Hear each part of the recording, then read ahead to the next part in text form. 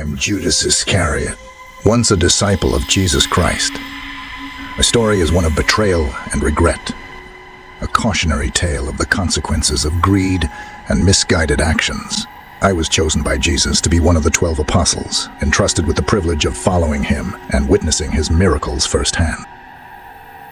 For a time, I was filled with admiration and hope, believing that Jesus would bring about a new kingdom, one that would liberate our people from Roman oppression.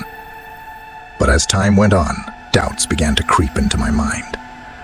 I questioned Jesus' methods and teachings, especially when they seemed to challenge the religious authorities of our time. I couldn't understand why he didn't seize power and establish his kingdom immediately. As these doubts festered, another force began to consume me: greed.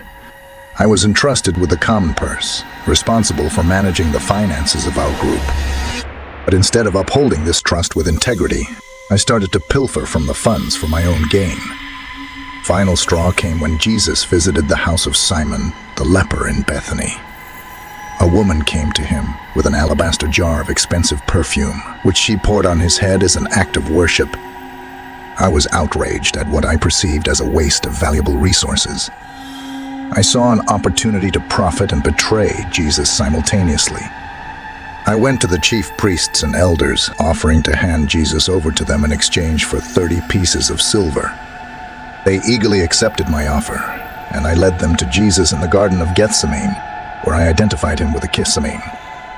In that moment, I realized the gravity of what I had done.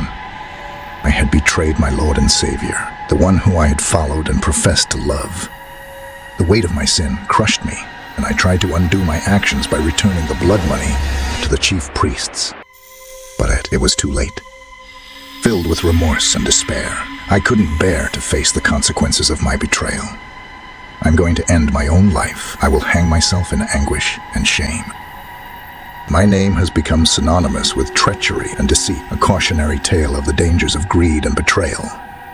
But even in my darkest moment, there is a lesson to be learned. No amount of silver is worth sacrificing one's integrity and betraying the trust of those we hold dear.